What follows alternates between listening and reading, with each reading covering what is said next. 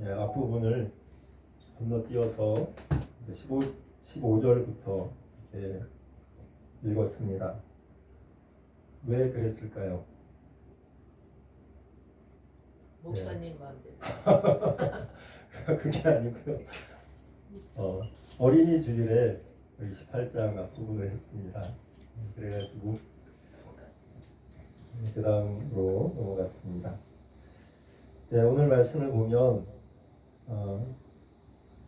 예수님께서 15절에서 내 형제가 죄를 범하거든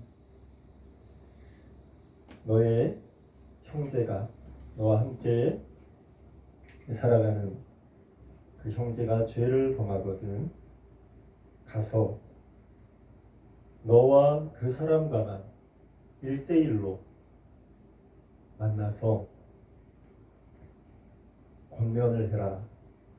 그래서 정말 조용하게 아무도 모르게 그 사람의 죄를 너가 알았을 때 그 사람에게 조용히 찾아가서 둘이 정말 좋은 말로 이렇게 권면하면 그래서 그 형제가 너의 권면을 들어서 그 마음을 바꾸면 너가 너의 그 형제를 얻은 것이 된다. 그렇게 예수님께서 말씀해 주십니다. 그런데 그렇게 했는데 만약에 너의 말을 듣지 않을 때는 어떻게 해야 될까? 16절에 보면 만일 너가 그렇게 좋은 말로 조용히 1대1로 그렇게 잘 권면을 했는데 듣지 않으면 한두 사람을 너보다 더 그 사람을 잘 이렇게 회복할 수 있는 그 마음을 돌이킬 수 있는 그런 사람을 더 데리고 가서 다른 사람들에게는 알리지 말고 조용히 그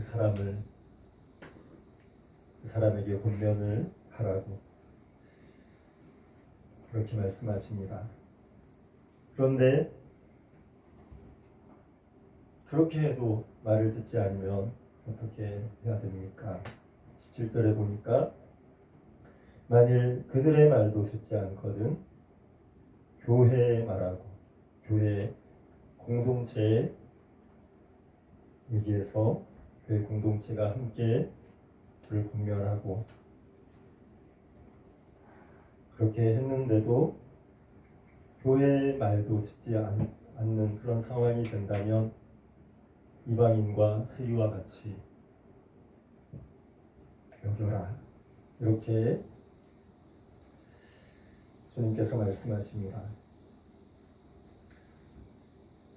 여기서 주님께서 하시는 말씀에 주님의 이 말씀을 하시는 주님의 마음을 이렇게 생각해 보면 너 혼자 한번 얘기하고 또 두세 사람이 같이 가서 얘기하고 또 교회 얘기해서 안 되면 그냥 그 사람 딱 끝이다 이런 의미로 얘기하신 건 아닌 것 같아요. 오늘 본문 앞에서도 어린이 주일에 본 말씀에도 정말 작은 자 하나를 실족하게 하며 차라리 연자 맷돌을 그 목에 달려서 깊은 바다에 빠뜨리는 것보다 더 그게 나쁜 것이라고 이렇게 말씀하시면서 10절에 보면 삼가 작은 자 중에 하나도 업신여기지 말라고 그렇게 말씀하십니다. 그런 맥락에서 주님께서 이 말씀을 하시는 것은 형제가 죄를 범하거든 정말 타일러서 회복시키라는 그러니까 끝까지 그 한 형제를 위하는 마음으로 업신여기는 죄를 지었으니까 업신 여기는 마음이 아니라 정말 귀히 여기는 마음으로 10절에 그 작은 자가 그들의 천사들이 하늘에서 하늘에 계신 내 아버지의 얼굴을 항상 배옵는 존재라는, 그렇게 귀한 존재라는 여기라는 것처럼 아무리 죄를 범한 형제라 할지라도 그를 그렇게 귀히 여기고, 그래서 정말 찾아가고 또 찾아가서 그가 돌이킬 수 있는 기회를 끝까지 주라고 하시는 말씀인 줄 믿습니다. 그래서 이어서 18절을 보면 진실로 너희에게 이르노니 무엇이든지 너희가 땅에서 매면 하늘에서도 매일 것이요 무엇이든지 땅에서 풀면 하늘에서도 풀리리라. 진실로 다시 너희에게 이르노니 너희 중에 두 사람이 땅에서 합심하여 무엇이든지 구하면 하늘에 계신 내 아버지께서 그들을 위하여 이루게 하시리라. 두세 사람이 내 이름으로 모인 곳에는 나도 그들 중에 있느니라. 이 말씀을 때로는 기도 응답을 위한 말씀으로 우리가 해석하고 적용할 때도 있는데, 오늘 18장의 이 맥락은 정말 그 작은 한 영혼을 귀히 여기고 또 죄를 범한 형제도 귀히 여기라는 그러한 주님의 말씀의 맥락 속에서 볼 때 정말 그 형제를 향하여, 작은 소자를 향하여서도 누구도 우리의 마음으로 그 상대방을 결코 매지 말라고, 묶지 말라고, 정죄하지 말라고. 땅에서 너희가 맨다면 하늘에서도 매이는 것처럼 그가 살아가게 되는 것이기에 너희들이 그를 매지 말고 사랑하고 권면하고 계속해서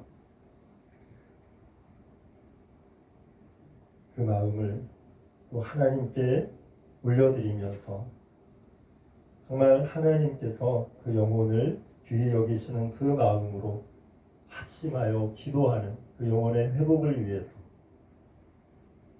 그 영혼의 회개를 위해서 기도하는 마음으로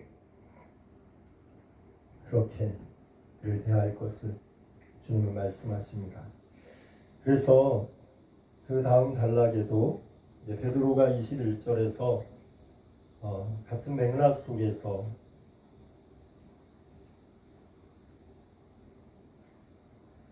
질문을 합니다. 예수님께.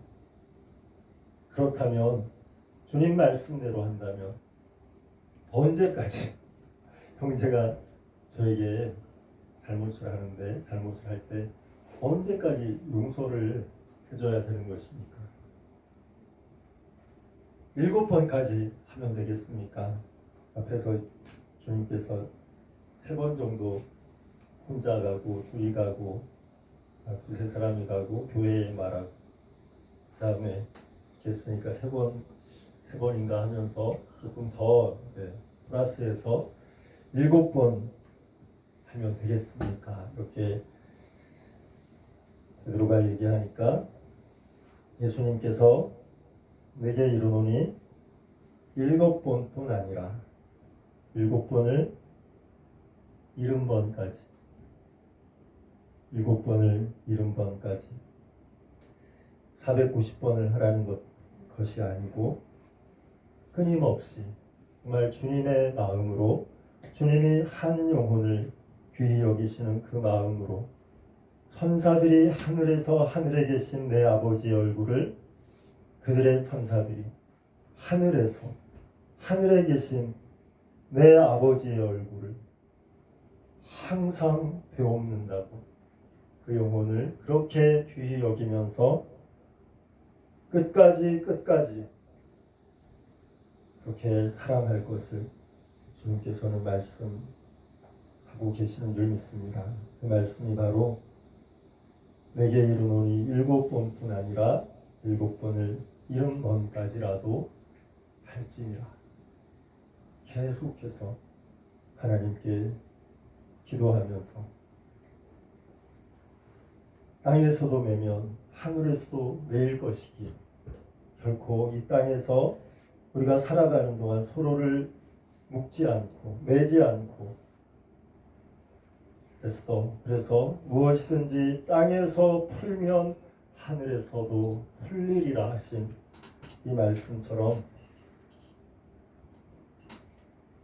그 어떤 누구에게도 풀어주는 주님께서 우리를 풀어주신 것처럼 주님께서 우리를 자유케 하신 것처럼 그렇게 그 마음으로 끝까지 대하라고 그렇게 말씀하신 줄 믿습니다. 그래서 23절에 보면 천국 비유가 나옵니다. 그러므로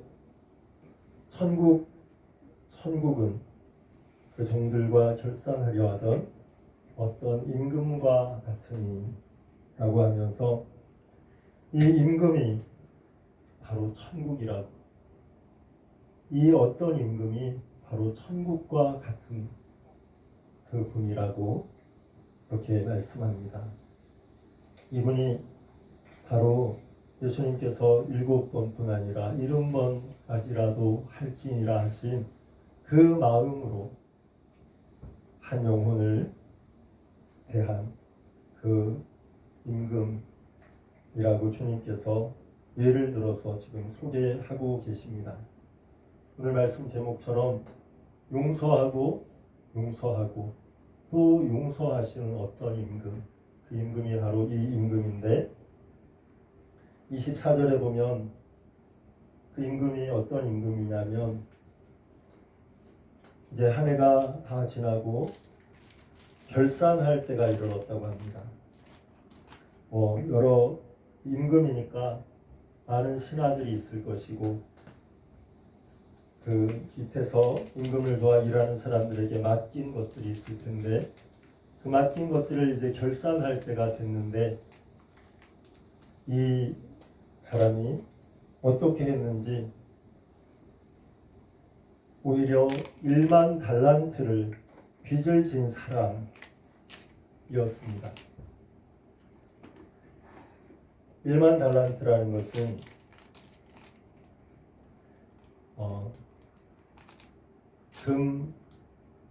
그 달란트라는 이제 단위가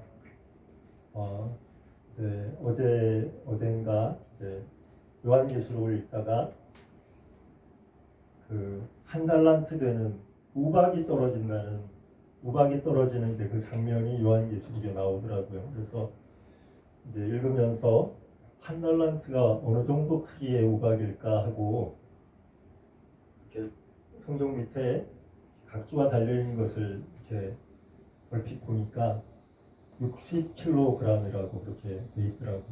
그러니까 그 마지막 때에 요한계시록에서 우박이 떨어지는 60kg 되는 60kg이면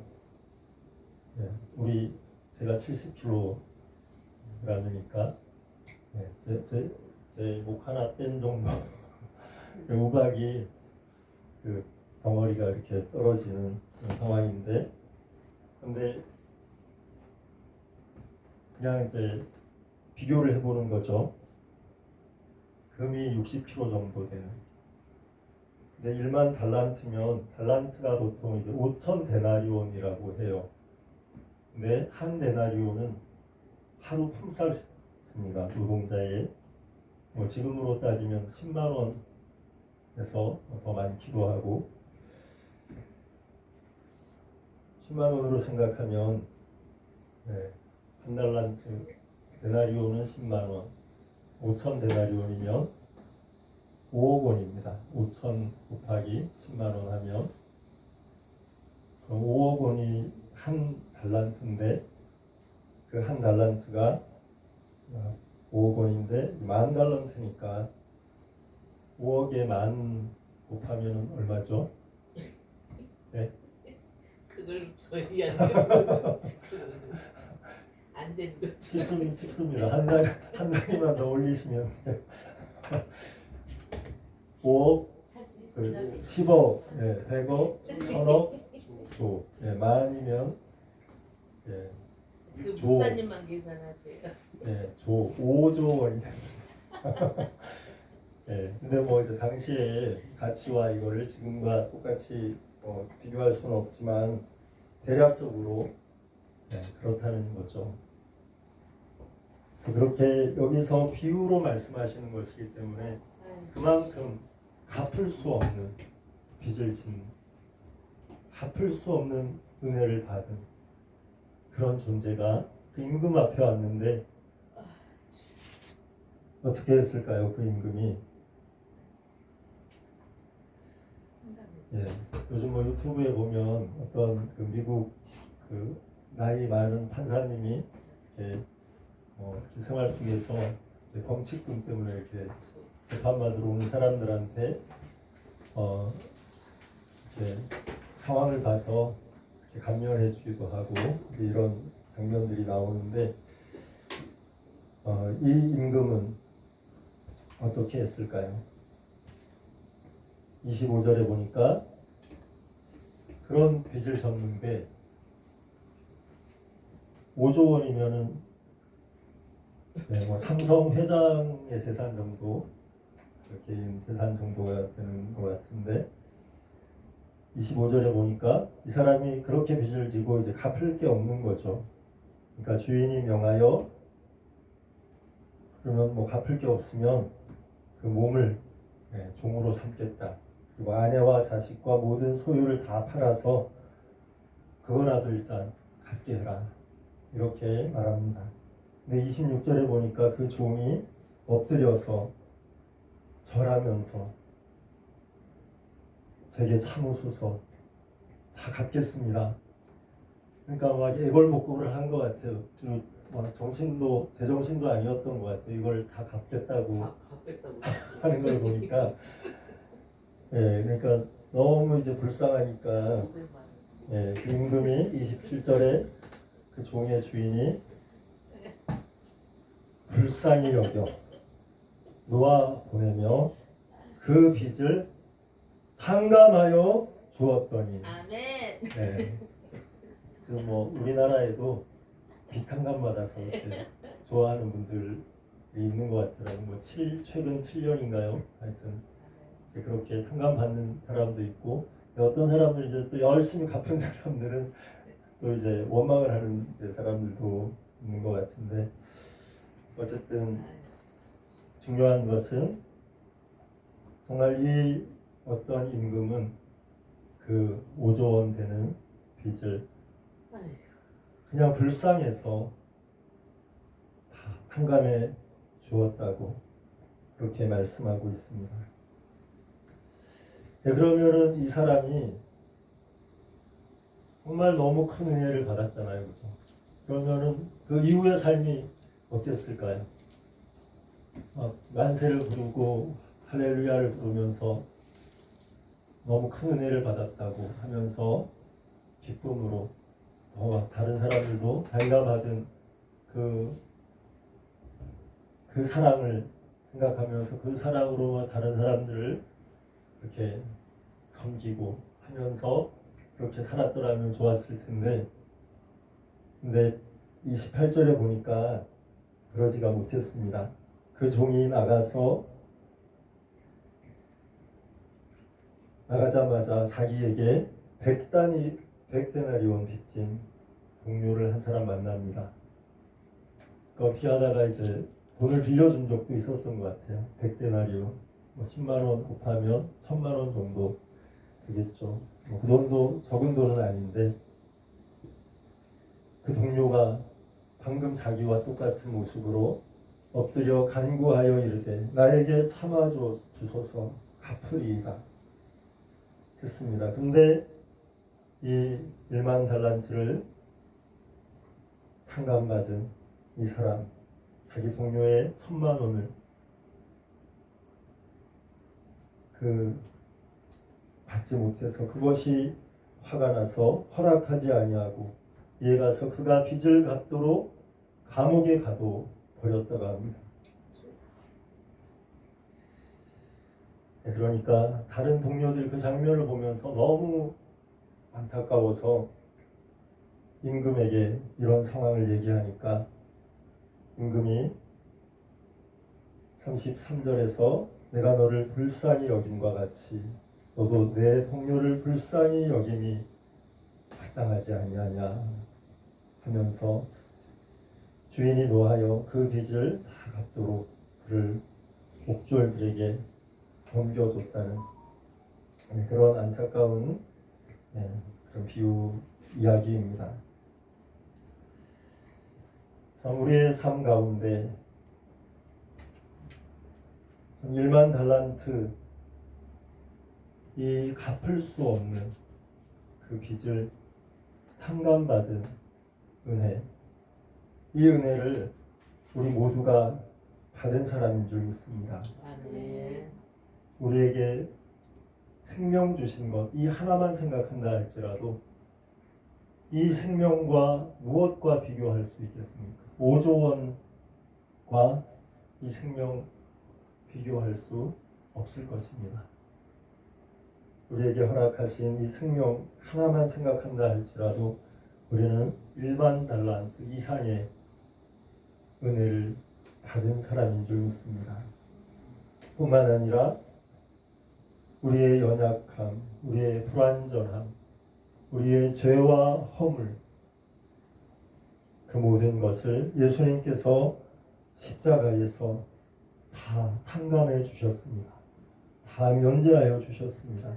그래서 그 은혜로 감사하고 기뻐하며 그렇게 살아가기를 하나님과 교제하면서 하나님께 감사하면서 하나님 사랑하면서 그렇게 살아가는 것만을 주님은 원하고 계십니다.